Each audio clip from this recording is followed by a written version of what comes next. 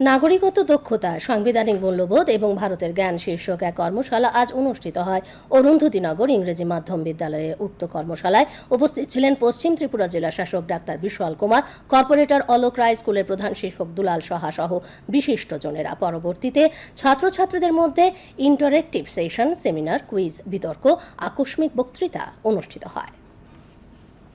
আগামী দিন আমার ছাত্রছাত্রীরা যেন সুনাগরিক হিসাবে সমাজের মধ্যে প্রতিষ্ঠিত হতে পারে।